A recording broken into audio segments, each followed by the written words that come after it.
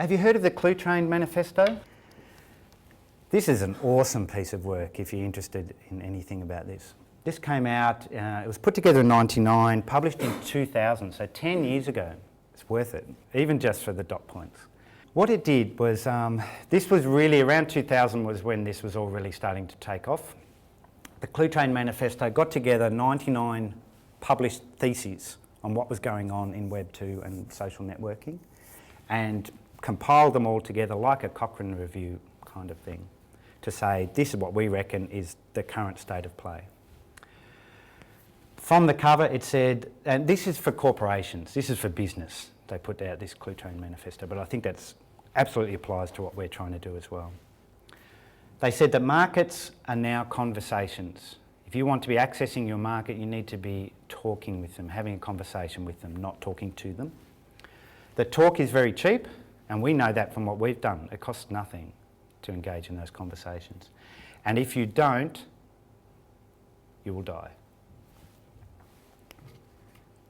And I've picked out a couple of dot points from the Clue Train Manifesto, which interestingly has just been republished. And I think it's still absolutely as applicable now as it was back then. People in network markets have figured out that they get far better information and support from one another than from vendors. And I think in Blue Light, for example, Blue Light is a harm reduction forum where people who actively use drugs can talk to each other about harm reduction. And the people on that forum certainly think they get far better harm reduction advice from each other than they do from the sector. All 21st century organisations need to recognise and adapt to the power of the cloud or face a death of 1,000 cuts. If we don't, the cloud's not going to go away. The cloud is awesomely powerful. And if we don't become a part of it, engage with the cloud, we will become obsolete. Companies or services attempting to position themselves need to take a position. If we're going to enter the cloud needs to know who we are and what we stand for. Conversations among human beings sound human. They're conducted in a human voice. And what this means is that what you write in the cloud needs to sound as if you're having a conversation. If it's well-filtered, controlled speak, then it's not part of the conversation and it won't be listened to by the cloud. The cloud wants to have a genuine human conversation with us. To be able to have that human voice, companies must share the concerns of their communities. So we need to engage in conversations that are of importance to our communities, which I think is our clients and our communities and whoever we see as our stakeholders. We need to engage in conversations with them that are important to them. But to be able to do that, first we need to belong to that community. And that's what I want to talk about next. A colleague of mine has been researching this lately, and I don't want to say who she is because she hasn't published yet, but she's given me permission to pull out a couple of quotes from her thesis, where she's looking at how harm reduction information is generated amongst the cloud. And where do they get that from and what do they do with it? And I was thinking for us, comments like, authorities don't seem to provide this sort of information in my experience because they don't want to be seen condoning drug use. It's a real dilemma for us. How do we talk to people about, in a public forum, about how to use drugs without risking being seen as condoning that drug use? How do we talk about a safe way to make a meth pipe? So therefore, if we're not having those conversations, our potential clients who are looking for proper, unbiased information, unbiased in the fact that it's not just like drugs are bad government type stuff, then the forums are the place to go. The way I think to react to this is not to try and get the cloud to come back to us, it's for us to go to the forums. I'll be absolutely advocating what we should be doing then is that's where they are, that's where they're talking, let's get in and join the conversation. It's already there. Why haven't we in the past? And I think as a health sector we are well behind in drug and alcohol, in joining the conversation. And I was thinking, these are just my personal opinions, that maybe we haven't because a lot of what we've tried to do is control the message. We've tried to say that this is best practice. The illicit nature of drug use naturally poses some unique challenges for us. And we were talking, Julie and I were talking to some people at Deloitte recently around creating a social network when we were talking about Heads Together, and said, and that's all well and good, but what would you do if it's a social network about an illicit activity? and pretty much the response was silent. I don't know. Because most people don't have to do that, we do. And that's a challenge for us. It's a controversial topic, strong beliefs, and the fear is if we throw it open to the cloud, it will get bombarded with people with very strong opinions and will often get sidetracked. And we certainly see that on ADCA sometimes. Certainly the conversation does get sidetracked and taken off. So therefore, because we haven't engaged, the cloud will. These are groups of people around interest in a topic. So a lot of what's happened in Web 2 has come from underground movements. Things like blue light, pill reports, Errorwood, etc. The users developing that knowledge and getting together to work to find out the best responses for them. But there are some new sites emerging.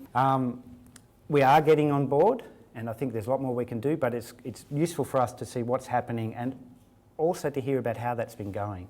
So new sites like Highs and Lows and Between the Lines and others are really putting a foot in the water of creating conversations. Here's the original, I reckon. I think SomaZone has been the trailblazer for our sector. It was the first place to publish reader-generated content on a drug and alcohol website. You can post stories, you can post questions to SomaZone, and really paved the way for the rest of us, I think, and took a risk when they did that. The only thing I'll say about SomaZone is it's a toe in the water. It's not full Web 2. The first thing I want to know is who asked that question and who replied. Is that a genuine question? Is it an ADF generated question? I'm looking for the human voice. And also when I read stories and things, my natural response is to comment, and I can't on there. Between the Lines is a recent one from Inspire and Ted Knopf's. It's a blog-based website, but a range of people can blog an article on there, and you can comment. So it's real Web 2. I don't know how much they moderate that, but it's purely designed to generate discussion from current topics. So it's a real attempt to be a cloud-generated website.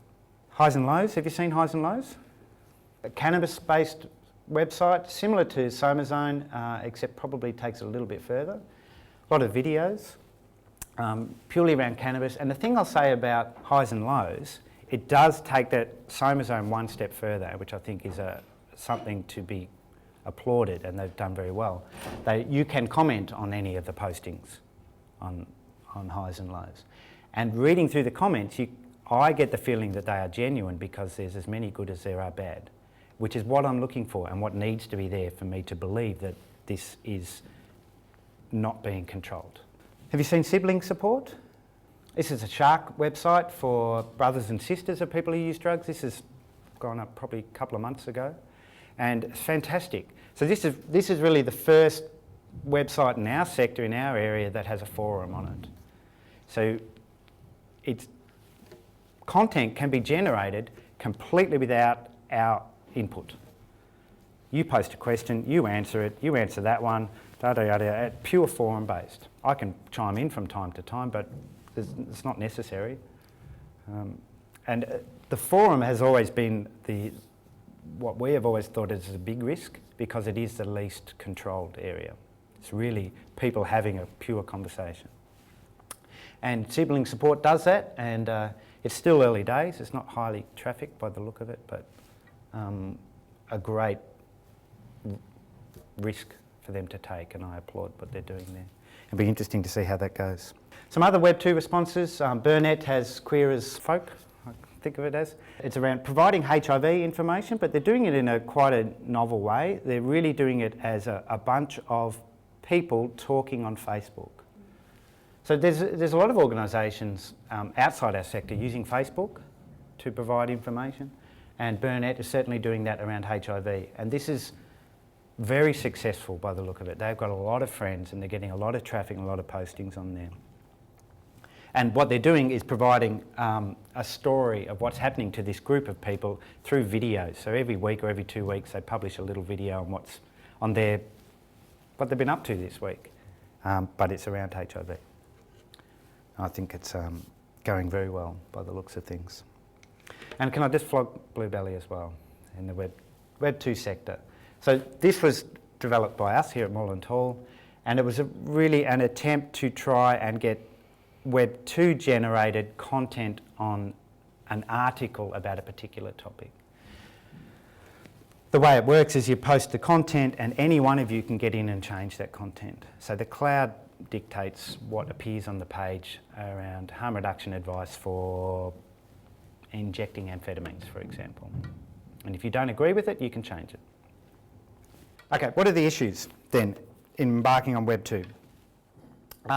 This has come around the issues for us in going down this path, and everybody would have their own issues. The first one is legal issues, copyright issues. Cloud-generated content, who owns it? Who wrote it? Who wears it? Who takes responsibility for it? And the short answer is don't know at the moment. The law's changing very quickly. If it's on our website, is it published by us? Probably. Do we own it? Well, unless there's a name attributed to it, then we do. If there's a name attributed to it, maybe we have a case for saying that wasn't us, that was them. But my legal advice that I've received is it's not clear until somebody goes in front of the judge. So the law is trying to catch up, so there are some legal issues. And I don't think it's yet been defined, talking about illegal activities is illegal. Can that be seen as condoning drug use? Is that a crime? Maybe. It's a risk, and we talked about the risk. It's a risk for funders, it's a risk for government, it's a risk for Today, Tonight, Front Page Herald Sun kind of stuff. Australian Drug Foundation says this because I posted something on your website. Yeah. Other issues around privacy, people contributing to the cloud. It's those, posting yourself plastered up on Facebook, that sort of stuff. Putting names to things that people might regret later on if they're joining in a discussion about drug use. Do we need to protect ourselves by tracking who's posting things? Therefore, it's not confidential. Therefore, it's not anonymous.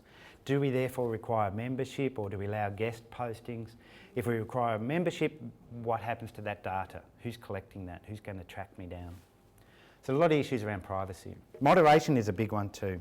I need to constantly monitor what's on our Web 2 sites in order to respond within a reasonable time to take down something entirely inappropriate. But that's time consuming, and talking to the moderators of Headspace, they do that 24/7. I don't know how many of us would be willing to do that 24/7. So it needs to be prompt, but there's a balance there. And then how much to control? Highs and Lows does it really well. They let a lot of content go up there, as does Between the Lines. So we need to make a decision. How much negative press are we willing to wear if that's what's going up? And then, Sian, as you said, there's always the issue of hijacking. People spamming, flaming, having arguments, posting inappropriate pictures, etc. The benefits, though, is it can be very engaging. Communities can develop if people are engaged in conversations. It can be a prompt response. There was an article came out last week about levamisole in cocaine. Bang, put it up on Facebook, tweet it, start getting replies, start generating content. We can talk about an issue that's happening. Ben Cousins is a classic. We can engage in that conversation at the time. It generates a two-way flow of information, so we learn as much from our community in the cloud as we are participating in, so we can get a lot of information about what's happening. And through that information, we can develop new resources naturally from the cloud activities. The information can be corrected, and that's what's happened on Bluebelly a lot.